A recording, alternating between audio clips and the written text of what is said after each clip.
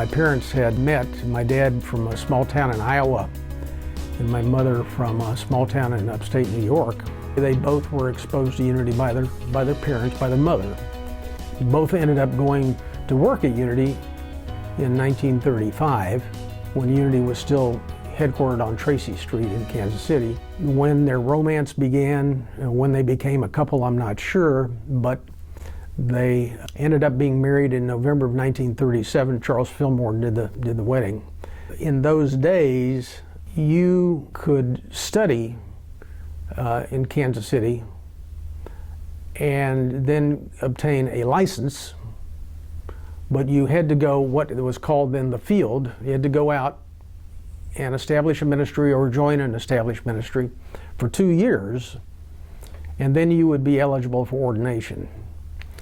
So that's what they did, and their first Unity Center was in Ithaca, New York, and that's where I was born, is in Ithaca. When we were in Columbus, Ohio, and I was a little boy, probably, I don't know, 5 or 6, they had a Unity church in Columbus, and a couple that attended the church decided they wanted to take a trip to Mexico. Of course, to get to Mexico, from Ohio, we had to spend a fair amount of time in Texas just getting to the border. And that, I believe, was the start of a fascination with Texas. My dad was the type of person who I think had an admiration for the culture that Texas represented. Fast forward about 3 years after that, and we ended up coming to Houston in the summer of 1953 to check the place out. They liked what they saw of the city. It was hot, but lots of air conditioning, so that was not, it was deemed not to be a big deal because there was so much air conditioning. So Houston seemed to be growing. The population at that time was around 400,000, and it seemed to be ripe for the expansion of Unity. I think my dad knew Mrs. Brass. I presume from the annual conference, I can't tell you that for sure, but I believe that to be the case. She was getting along a bit in her career. I don't know her exact age in 1953, but I've got to believe it was around 80 or thereabouts. Mrs. Brass had done a wonderful job for many, many years, but she had not explored some of the mass media opportunities, such as getting Unity Viewpoint on the radio, that type of thing, and Dad was big into that. So it was certainly with her full knowledge that we came to Houston, and a couple of years later she decided to retire, and there was a meeting that basically resulted in the two congregations joining together. She retired, and then her congregation merged into what is now this one. There was also a black Unity church called the Loving Heart Unity Center, headed by a lady by the name of Corrine Smith. I remember the address, 3902 Leffingwell, and why that stuck with me over the years, I don't know. But I remember it was somewhere out off the East Tex Freeway. Went out there once, maybe twice with Dad, and where Corrine Smith had asked him to come out and speak. This was an interesting experience because it was kind of a day-long thing. It started in 11 o'clock or something like that, and it ended like 4 or 5 in the afternoon. But it was interesting. In those days, they had what was called the field department. It was headed by a lady by the name of Elsie Shaw. One of her functions was to assist new ministries in finding potential congregants, potential Unity students in that area. And one of the ways to do that was to take a list of subscribers to Unity literature. In those days, of course, there was Daily Word, there was Unity Magazine, there was a publication called Good Business, and then there was another one, it was sort of a leaflet, it was called Weekly Unity. Daily Word, far and away, and We Wisdom were probably the two most common that you would find in someone's home or out and about in the community. In any case, a list of those subscribers was made available, and they got a letter saying, hey, by the way, there will be a new Unity Center that will be coming to Houston in November of 1953. And so that was certainly a major way to kind of get the ball rolling in their very early days. First offices for the church were in the Scanlon buildings on Main Street. It was very close to Joski's department store, and right across the street from the Citizen State Bank. Had some classes there. I know my mother taught Lessons in Truth there. There was never a Sunday service at the Scanlon building. The initial Sunday services were at the Johnston Junior High School, which was on Alameda. It had theater-type seating, but all wood. I mean, no cushions or anything like that. It was all wood, so it wasn't necessarily the most comfortable place to sit. It was okay, but the real downside to Johnston Junior High was a lack of air conditioning. So after a few months at Johnston Junior High, there was a decided movement to try and find a location that would not only be air conditioned, but also might have more comfortable seating. And out of that, and I can't tell you who, because I don't know, who first discovered Theater Incorporated's willingness to rent their building out on Sundays, but whoever it was did a good thing, because A, it was air conditioned, and B, the seats were plush. I mean, they were cushioned, and it just felt like a total transformation from what Johnston Junior High had been all about. It was a live theater, so they were putting on stage productions week in and week out, and occasionally they would have some sort of big party on a Saturday night before the church had a Sunday service, and you'd come in and there would be quite a bit of cleaning to be done, champagne bottles to be thrown away, and cigarette butts to be tossed out, and room deodorant to try and, anyway, it had its drawbacks, but it worked for the most part. Theater Incorporated was at 707 Chelsea Boulevard. The church headquarters were at number 1 Chelsea Place, which was essentially the same street. They just changed it from Place to Boulevard, and the numbering system changed all around, but they were essentially right across the street from each other, or catty corner.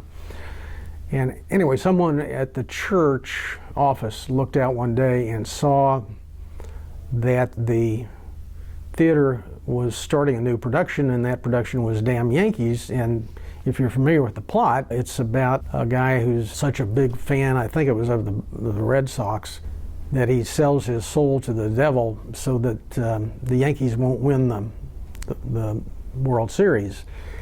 Well, they look out, and here's this big sign on the front of Theater Incorporated saying, you know, now playing Damn Yankees, and a huge picture of the devil. Well, that caused a fair amount of panic. Maybe panic's too strong a word, but let's just say it was deemed quickly that having the devil and even the word damn on the front of a building that was about to house a Unity service was not a good idea. So they made arrangements very quickly to get a big sign made large enough to cover all that up. Prior to that, they just leave the name of the play up there, and there was like a little sandwich board that would be put on the sidewalk in front of the theater saying, in those days the church was called Christ Church Unity, and so there's a little sandwich board be put on the sidewalk saying Sunday services today, Christ Church Unity, something like that. But that particular play changed everything. The church was headquartered in this old Georgian red brick mansion at number 1 Chelsea Place, which is down off of Montrose in what is now, I guess today, called the Museum District. That whole street was lined with big oak trees with huge canopies, so it had a very garden-like feel to it. And it was just on each side, just lined with big 2-story brick homes.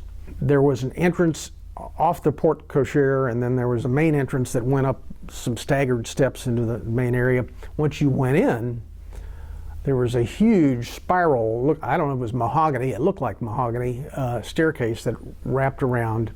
Upstairs there were 5 rooms, and downstairs there were 6 rooms downstairs. And then it had 3 bathrooms. As you came in the front, and off to the left was what I'm sure probably at some point was a parlor. And it was a good-sized room. It was used for Sunday school events. It was also used for square dancing. It was decided at some point to have square dancing on Sunday nights for adults. On the other side of that parlor, there were some French doors that led to another room that my dad used for his office, and in there was a big recording machine that he used for dial-a-prayer. Dial-a-prayer was just sort of coming into its own at the time. Someone called, they had a special number for dial-a-prayer. People would call in, they'd hear the message of the day, and if they had a particular concern where they wanted someone to get back with them for prayer help or counseling, then they could leave a message. They had a small little bookstore which was in another room off to the right of the parlor. Nothing nearly as elaborate as the Unity bookstores you see today. It had mostly Unity pamphlets, a little bit of jewelry, and then the church secretary was in the office next to that. And then next to that was the kitchen, and then there was a little, I don't know what it probably would come closest to being called a mud room up north. I don't know what you would call it here, that led off the kitchen to the back of the house and would have gone back to the garage. And back there in that little mud room was a Coke machine where you could get a Coke for a dime. Mm-hmm. Yeah.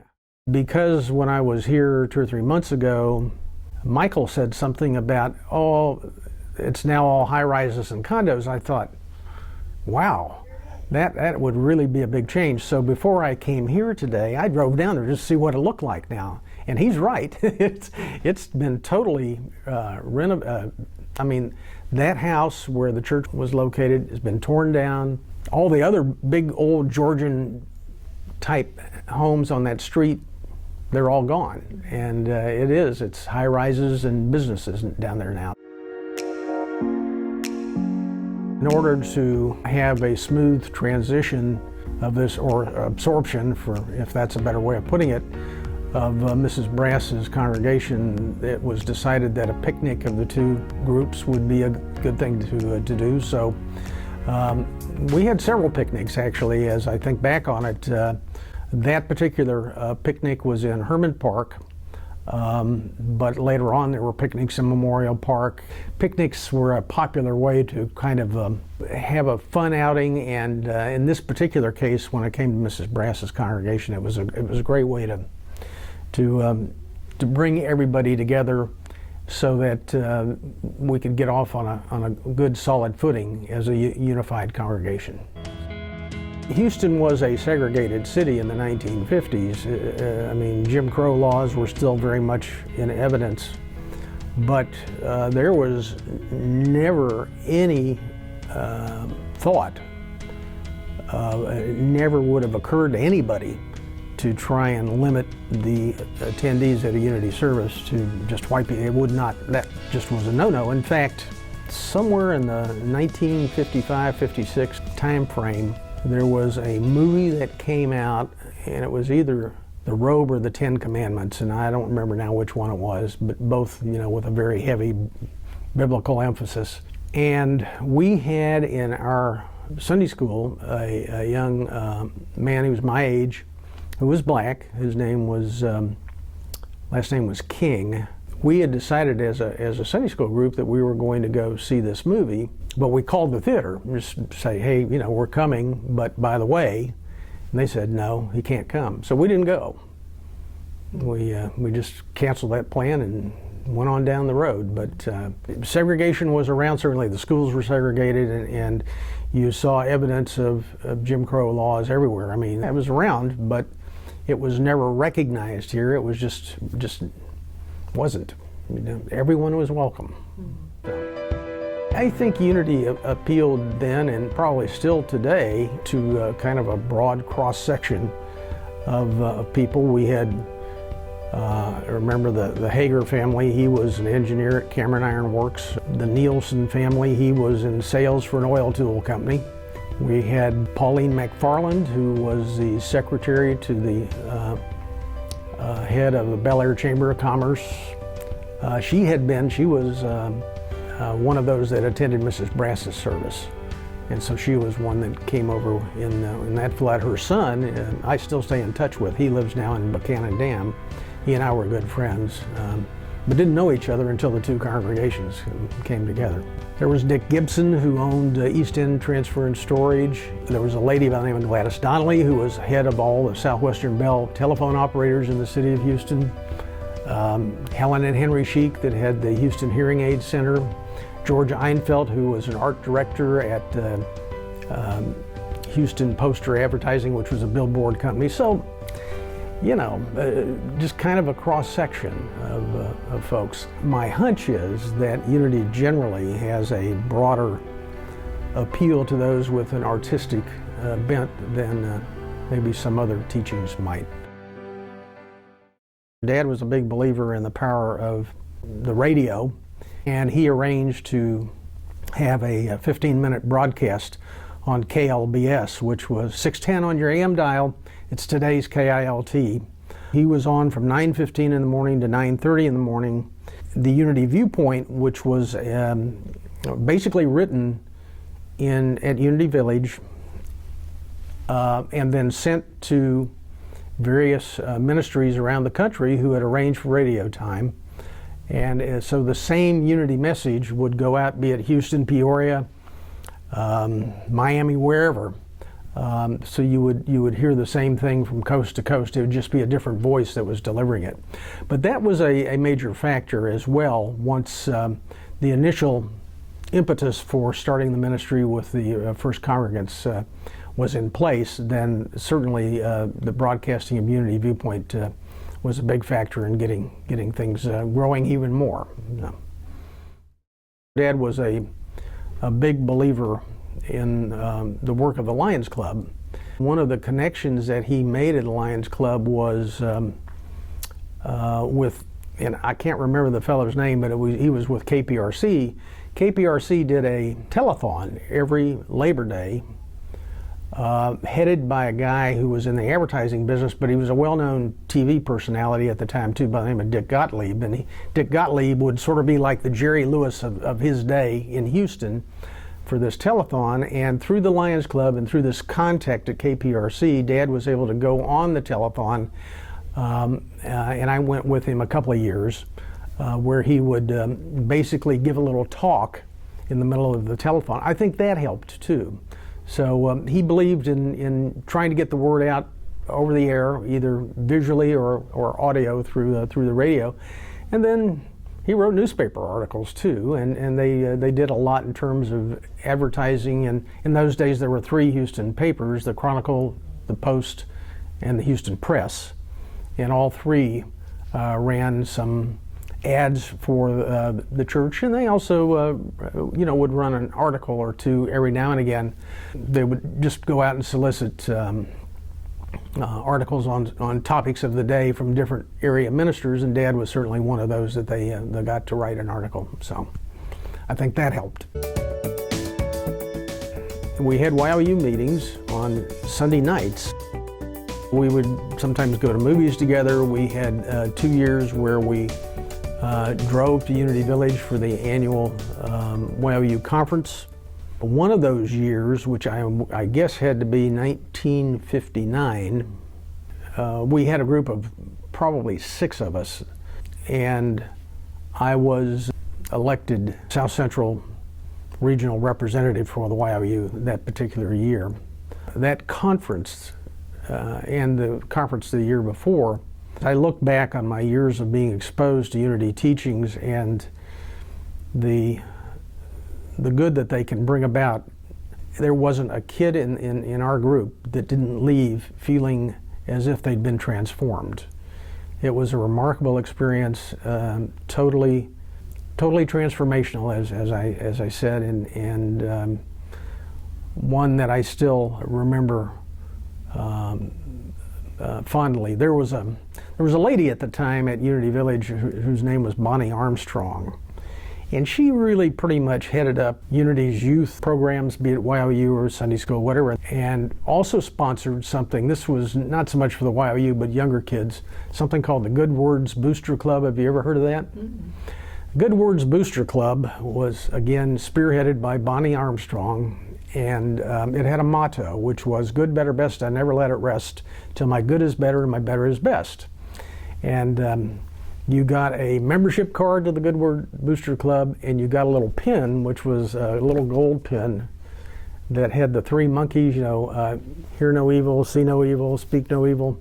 And you were to wear that in your lapel to signify your membership in the Good Words Booster Club. So I'm not sure when the Good Words Booster Club went away. I don't think it's been around for a long time, but it was certainly a big deal back in the day. We had a youth choir headed by a lady by the name of Lulabelle Sanford. She was a school teacher from Galena Park. Anyway, Lulabelle Sanford put together a youth choir, and she said, Rich, they called me Rich, and they said, Rich, you hold the basses together. I said, oh, really? I didn't know that, but okay. So we did some singing as a youth choir. If you go back to the services at Johnston Junior High, I would say a typical service was 60, maybe 70 people, something like that. But once the theater was rented and services moved there, that theater seated probably in the 250, maybe even 300 range, something like that. And it would be pretty close to full every Sunday. So Theater Incorporated was a godsend in terms of being able to see growth in a fairly short period of time. I think just by virtue of getting the word out through radio, print, TV, more comfortable surroundings, and Dad's involvement, he actually got a few people to come through his involvement in the Lions Club. So all that played into congregational growth. I remember an Easter after the church moved here where the attendance reached 500. That was on an Easter, and of course it's always going to be big on Easter, but that was thought of as really a milestone. You know, boy, we got 500 people, and it was a big deal. It became evident after a while that the church was growing and reaching a point, sort of a saturation point, if you will, on its ability to serve its congregants in effective ways, and more space was going to be needed. And so they started looking at different possibilities. So this property was owned at the time by the Westheimer Baptist Church, and they had also purchased another piece of property which they had ultimately decided to build on and not do anything with this property. At that point it was just a grassy field.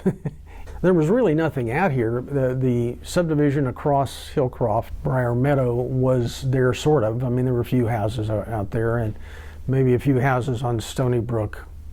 But for the most part, this part of Houston was mostly undeveloped. There was some sentiment that, well, this is too far west, you know, you don't want to go that far out of town. But then there was a study that indicated, well, you know, the city is kind of growing in a westward direction. So that comment about being too far away from most people to want to drive, that went away. So the committee included, I know, Dick Gibson, Dick Honorecker, Grover Nielsen. There were about, I want to say, Dick Whittington and Chuck Herman. Chuck Herman, I didn't mention, but he was an interesting guy, an early congregant. He was an economics professor at the University of Houston. Anyway, they were all involved in what was called the building committee, and ultimately this property was obtained, and then the first building, which was really nothing more than a flat roof, rectangular shaped building, very plain by what you see today, but it had a sanctuary area that it was all green linoleum for the floors, but the sanctuary had a window at the far end where we had a stained glass window at our house. My mother had passed away. My dad had remarried, and we had moved into my stepmother's home, Min. And so they had set aside a room in her house that was called the prayer room. And in that prayer room, he put this stained glass panel. It was a stained glass window of Christ, and it said, "Christ in you, the hope of glory." Well, that ended up, once that building was opened up, that stained glass window was moved from that house to the sanctuary here. I have no idea whatever happened to it, but anyway, I just hope it got a good home. For the longest time, I mentioned the radio broadcast, Unity Viewpoint. Dad would go down to the radio station and broadcast down there, and at first KLBS had their studios in the old Milby Hotel, which was downtown. So he would go down there. They later moved out off of Montrose onto Lovett Boulevard. Anyway, at some point, someone had the idea, well, you know, you could remote broadcast from your house. So the prayer room ended up not only being a prayer room, but it was also a broadcast studio, because every morning for his 9:15 Unity Viewpoint broadcast, we'd take the phone off the hook, because you couldn't have the phone ringing when you were live on the air. You'd take the phone off the hook, and then he would go live and do the Unity Viewpoint from the house. Now, just sort of as an interesting sidelight to all that, he got to be, while he was going down to the station at the Milby Hotel, he got to be friends with one of the disc jockeys, and this was in the day when disc jockeys were doing all kinds of wild things, like going out and sitting on a billboard to promote their show or a charity or whatever. And this particular disc jockey decided he was going to do his show for a few days or a week or whatever it was from the high dive at the Shamrock Hotel, which, if you ever saw the swimming pool, the Shamrock, it was an Olympic-sized swimming pool, and that high dive was way on up there. Well, Dad got to be friends with him, and so this fellow asked Dad if he'd like to come up to the high dive board at the Shamrock Hotel and do Unity Viewpoint. Dad said sure. So he went, and he loved telling that story. It was just, you know, he liked the opportunity to do things in unique and new ways, and definitely going to the high dive of the Shamrock Hotel to do a Unity broadcast was different. So he relished telling that story for a long time. You know, this road here, what is today's Unity Drive, was called Park Drive Extension, and it was caliche. I don't remember exactly when it got paved. Now, Hillcroft was paved, and obviously Westheimer was paved. Voss Road was paved, Richmond was paved, but this Park Drive Extension was essentially caliche. The name got changed. Louise Roycroft, who is another key part of early Unity history, she was the church secretary for many years. She was very keen on the idea, with Dad's blessing, that the name of this street be changed from Park Drive to Unity Drive, so she petitioned the City Council for that, and it was approved, and so therefore Unity Drive was born. I have fond memories of some of the social things we did. I mentioned picnics earlier. There was one year there was a picnic in Memorial Park. That a feature of that was a softball game between the YOU and the men's group, and everybody just had a good time. I don't even remember who won the game, but it was just a fun time for everybody to get together. There were also Thanksgiving meals in our backyard of our house, and where people, it was kind of a potluck. You know, we'd furnish the turkey, and then people would bring side dishes, and everyone would share a Thanksgiving meal. There was a real sense of community throughout the church, a sense of family, a sense of oneness.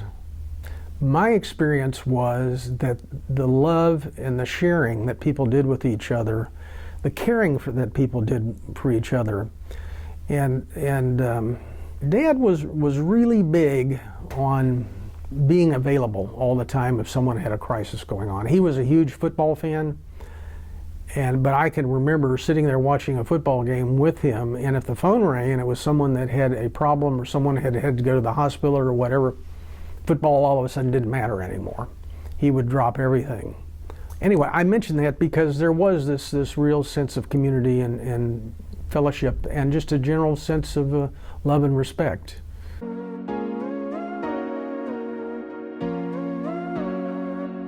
Vancouver came up. It was a surprise to me. I was in college, not really in a position to want to move, nor did I really want to move. And so in, I guess, November of 1963, he accepted that position. And candidly, I felt a little bit deserted. It just was surprised. I think it's more of a function of who my dad was and his desire to always be plumbing new depths and testing new territories and that kind of thing.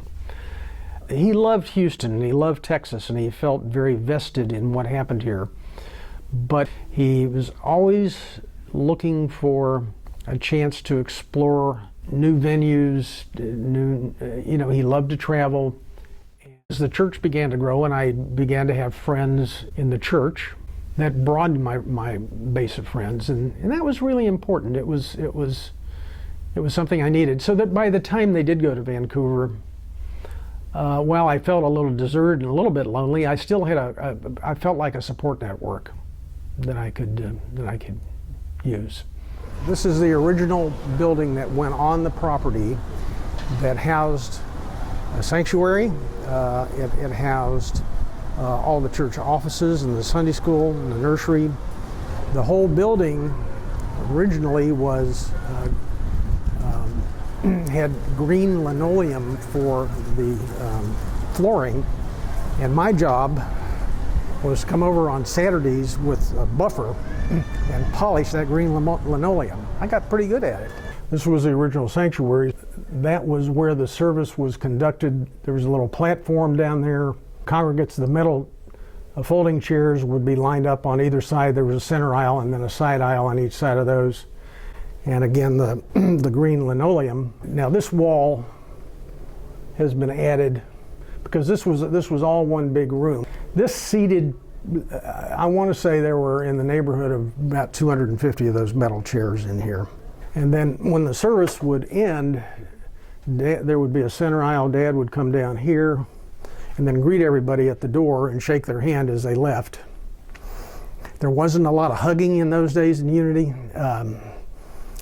I think hugging is a good thing, but in those days, there was a lot of handshaking. I have memories of Min, my stepmother, after my dad had passed away and she moved back here and rejoined the church staff. I have memories of her working in there, and that was definitely a kitchen at that point. She was a character.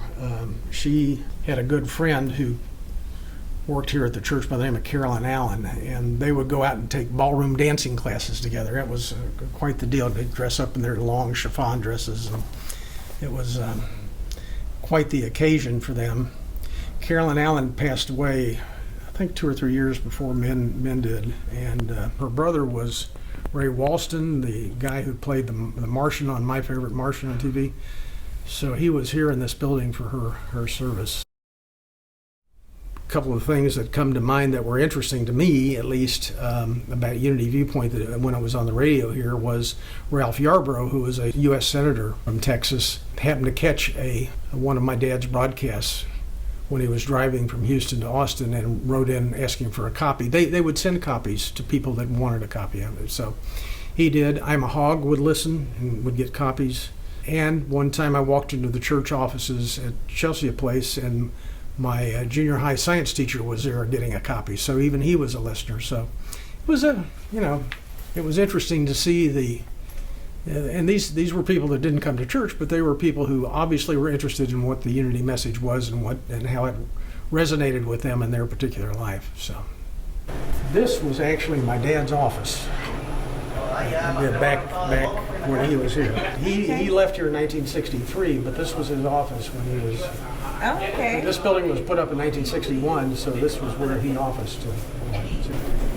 Okay, so now this is the kitchen. Yeah. Okay. So these were classrooms. The building essentially ended here. Well, in fact, yeah, you can see where it ended.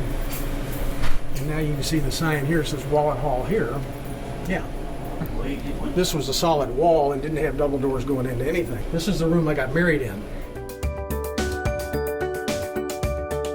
We sponsored the Uniteens, took the Uniteens ice skating, I remember that. My memories of Uniteen sponsorship were great. I mean, in fact, there's still a girl in Dallas, Debbie Womack, who was part of our Uniteens group that we stay in touch with. He was a soft-spoken man, red hair, freckles, curly red hair. Very nice man. He had several children. I can't tell you now how many, but he did.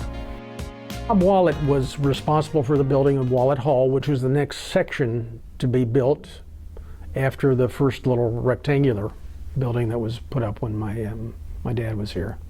And it was nice. I mean, it had comfortable theater seats. It had a very traditional church look to it. Mm-hmm. Yeah.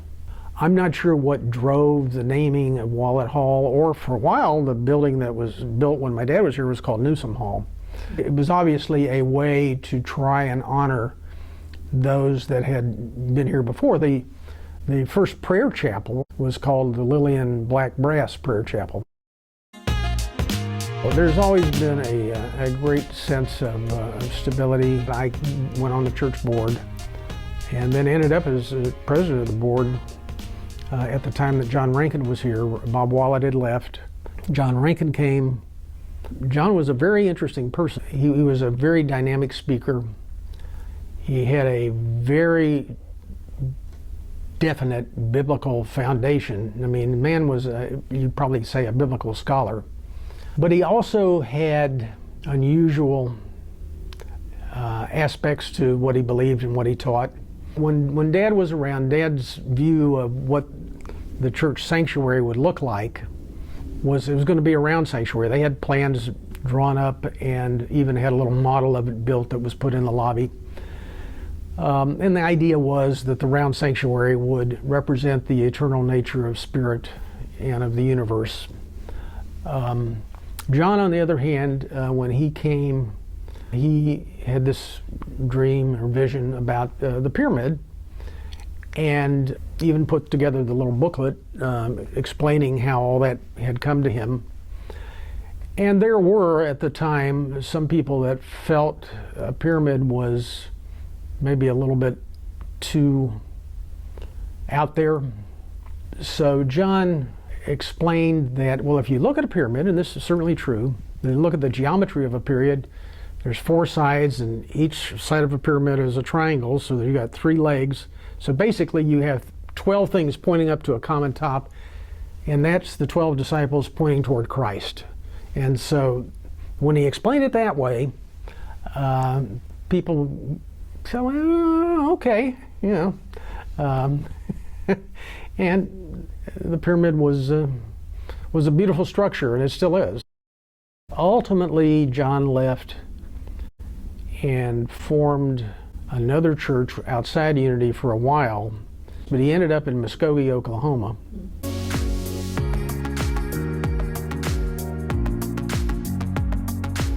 There was a Unity hymnal at that time that had a lot of traditional hymns in it that had been, for lack of a better term, unitized to bring the language more in keeping with Unity's positive approach to Christianity. The service would open, there'd be a meditation. There would certainly, if you look today at a Unity service, some of the things that are still around, the statement, there's only one presence and one power in the universe, in my life, God the good omnipotent. That was around then, still around now. The offering statement, which is, back in those days, it was a shorter version. It was just divine love through me blesses and multiplies this offering. Today it's been expanded, beyond that, but the core of it is still that. There are traditional Christian-themed elements that were very much a part of a service in the 1950s and even the 1960s that are probably still around in some Unity churches. I think they are not around in a lot as well. Here's what we are teaching, here's what we believe, but we reserve the right to change our minds, and we want this teaching to evolve? Well, it certainly has. It certainly has. So if you look at unity today, there is less of an emphasis, it hadn't totally gone away, but less of an emphasis on traditional church or Christian practices. There's certainly still an emphasis on the teachings of Christ, but there's a higher focus on the on each individual's own development.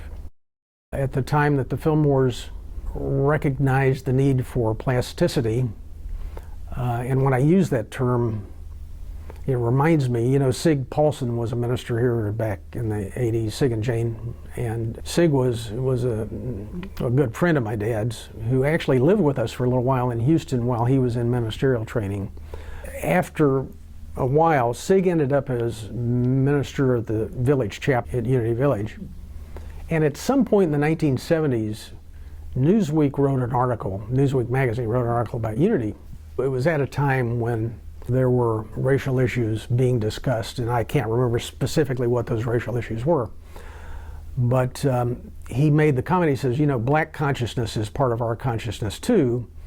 And then he said, no, he didn't say this, I'm sorry, the writer said, unity may be the only teaching plastic enough to embrace Norman Vincent Peale and Malcolm X at the same time. And that may be true. Yeah. Would unity benefit by having a greater level of consistency from center to center, church to church? I don't know, maybe. But what has evolved is a teaching that allows each leader to express their own understanding to their congregants in ways that they feel they're led to, and that still embody the core of unity teachings. You know, here I am in my 75th year of life and still deeply involved in unity. Yeah. I just grew up feeling that unity people were a special breed, and I still think that.